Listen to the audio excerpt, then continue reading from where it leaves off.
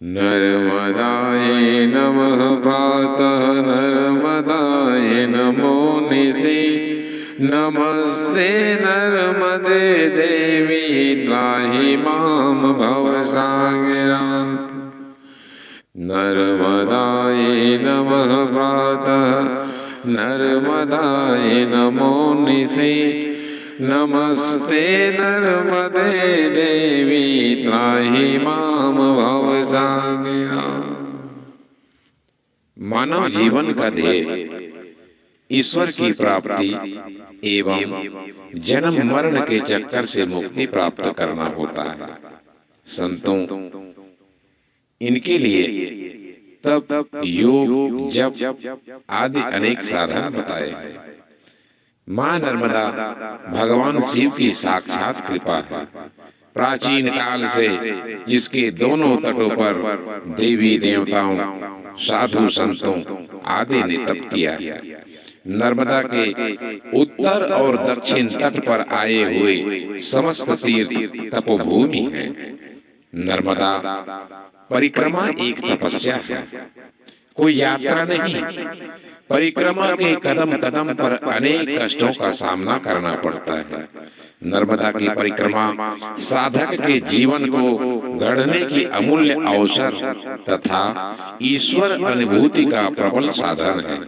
संतों ने कहा है, यदि भगवान में श्रद्धा नहीं है तब भी ईश्वर के दर्शन करने की इच्छा यदि जिज्ञासा हो एवं श्रद्धा से मां नर्मदा की परिक्रमा पर निकल पड़ो, निश्चित ही उस अमूल्य धरोहर की प्राप्ति हो जाती है। परिक्रमा वास्तव में उपासना का ही एक भाग है तथा अनुष्ठान की समाप्ति का यह सूचक है।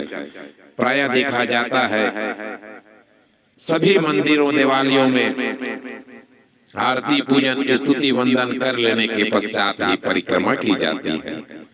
परिक्रमा जन्म जन्मांतर के पाप को नष्ट करने की यह परंपरा है। शास्त्रों में कहा है, यानि कानि च पापानि जन्मांतर कृतानि च तानि तानि पश्यन्तु प्रदक्षिणा पदे पदे।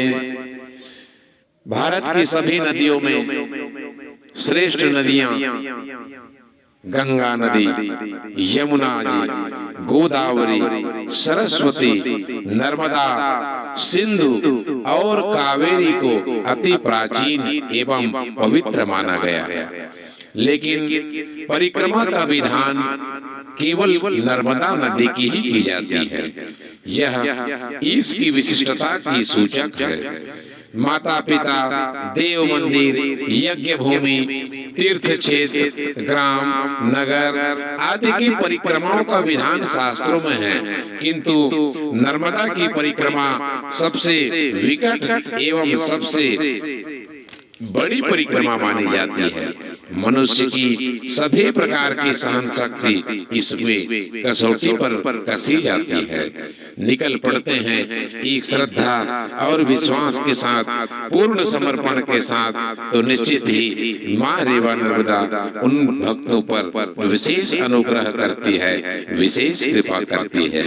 युगों युगों से चली आ रही इस परंपरा का निर्वहन करते हैं आज भी हजारों लाखों लोग। प्रति वर्ष देव उठनी एकादशी से प्रारंभ होकर यह परिक्रमा का सिलसिला देव सैनी एकादशी तक चलता रहता है, जिसमें हजारों लाखों लोग प्रतिवर्ष देश विदेश से चलकर आकर मां रेवा नर्मदा के इस पवित्र नदी की प्रदक्षिणा करते हैं, परिक्रमा करते हैं। आइए आप सभी को आह्वान करते हैं कि मां रेवा नर्मदा के आश्रय लेकर निकल पड़े। संसार में सभी कष्टों का निवारण, सभी दुखों का निवारण, जिसका आश्रय संसार में कहीं नहीं है, जिसको आश्रय कहीं नहीं मिलता, उसको मां रेवा नर्मदा आश्रय प्रदान करती है। इसी भाव के साथ आप सभी भक्तजनों को हर हर नर्मदे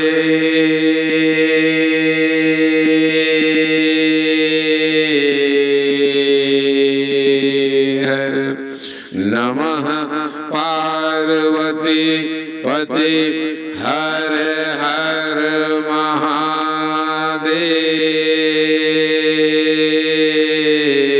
की जय। नर्मदा मध्य प्रदेश की वह ममतामयी पर्वतीय नदी है जिसके अक्षय जलधारा से मध्य प्रदेश, महाराष्ट्र, गुजरात के भूभाग अभिसिंचित होते हैं। इस नदी की अथाह जल विस्तार, श्रमहारी शांत परिवेश और पुलिंद तथा खर कन्याओं की जल क्रीड़ाएँ आदि कवियों से लेकर अत्याधुनिक कवियों की दृष्टि को भी यह आनंद विमुग्ध किए हैं। कदाचित इस नदी की इन्हीं विशेषताओं के कारण मध्य प्रदेश सरकार ने भी इसके उद्गम स्थल अमरकंटक को पर्यटन क्षेत्र बनाकर पुरातत्ववेत्ताओं, विद्वानों तथा पर्यटकों का ध्यान इस प्रदेश की संस्कृति, कला, साहित्य, दर्शन एवं सामाजिक संरचना की ओर विशेष रूप से आकर्षित करने का प्रयास किया है। संभवतः इस वन प्रदेश का इतिहास, इसकी संस्कृति, सूचक सामग्री तथा इसका विगत वैभव दीर्घकाल से विद्वानों की दृष्टि से वंचित होने के कारण उपेक्षित रहा है, किंतु विंध्याचल की इस उपत्यका में प्रागैतिहासिक युग के विकासशील मानवीय संस्कृति तथा आर्य संस्कृति की महासुंदर लौ प्रकाश समाई हुई है। माँ रेवा नर्मदा की यह अविरल धारा प्राणी मात्र के कल्याण के लिए सृष्टि के प्रारब्ध से लेकर सृष्टियांत तक निरंतर इसी तरह प्रवाहित होती रहती है। इस क्षेत्र का भ्रमण करने तथा यहाँ के मैकल पर्वत, अमरकंटक और इसकी उपजाऊ भूमि को देखने पर सहज ही अनुमान होता है कि यहाँ की सभ्यता कभी अत्यधिक विकसित रही होगी। अनूपपुर जिले का यह अमरकंटक केवल नर्मदा के उद्गम स्थल होने के कारण ही तीर्थ नहीं है, बल्कि यह उस नार्मदे सभ्यता तथा हमारे पूर्व पुरुषों के साहित्य, कला, दर्शन, राजनीति, अर्थनीति, समाज नीति का भी महातीर्थ है, जिसके द्वारा हम संपूर्ण विश्व की दृष्टि से गौरवान्वित होते हैं। माँ रेवा नर्मदा की परिक्रमा प्रतिवर्ष हिंदू मान्यता के अनुसार देव उठनी एकादशी से प्रारंभ होती है, जो देवशयनी एकादशी तक निरंतर चलती रहती है। देश ही नहीं, विश्व के अनेक दिव्य आत्माओं ने माँ रेवा नर्मदा के इस दिव्य भूमि का दर्शन किया, आश्रय प्राप्त किया और परिक्रमा पूर्ण किया। अमरकंटक आध्यात्मिक क्षेत्र वैदिक काल से लेकर अब तक रही है। अमरकंटक परिदर्शन पत्रिका में डॉक्टर अनिल कुमार जी कहते हैं, यह विंध्याचल पर्वत विंध्य पर्वत का अति प्राचीन वन प्रक्षेत्र है, जिसका उन्नत भाग हिमालय से भी अधिक प्राचीन है। जिस स्थल में विंध्य तथा सतपुड़ा पर्वत की सुरम्य श्रृंखलाएं आरंभ होती है, उसकी चोटी समुद्र तल से लगभग 3500 फीट ऊंची है और यही चोटी अतीत का मेकल और वर्तमान का अमरकंटक है।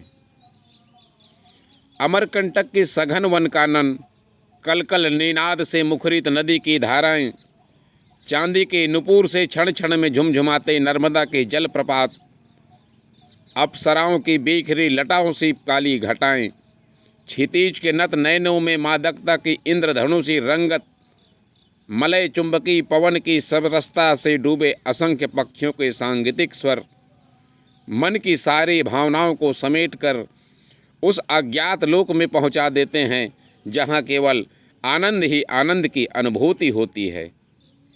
वर्तमान में माँ रेवा नर्मदा के दोनों तटों पर आने वाले परिक्रमावासियों का यथायोग सेवा सत्कार दोनों तटवासी निरंतर करते रहे हैं।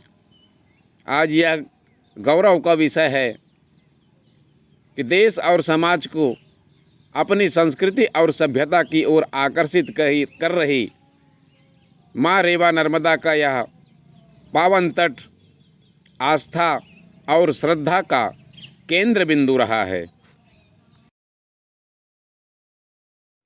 यानि कानि च पापानि जन्मान्तरकृतानि च तानि तानि पश्यन्तु प्रदक्षिणा पदे पदे। यानि कानि च पापानि जन्मान्तरकृतानि च तानि तानि पश्यन्तु प्रदक्षिणा पदे पदे। यानि कानि च पापानि जन्मान्तरकृतानि च तानि तानि पश्यन्तु प्रदक्षिणा पदे पदे। तानि तानि पश्यन्तु प्रदक्षिणा पदे पदे। यानि कानि च पापानि जन्मान्तरकृतानि च तानि तानि पश्यन्तु प्रदक्षिणा पदे पदे। यानि कानि च पापानि जन्मान्तरकृतानि च तानि तानि पश्यन्तु प्रदक्षिणा पदे पदे। यानि कानि च पापानि जन्मान्तरकृतानि च तानि तानि पश्यन्तु प्रदक्षिणा पदे पदे। यानि कानि च पापानि जन्मान्तरकृतानि च तानि तानि पश्यन्तु प्रदक्षिणा पदे पदे।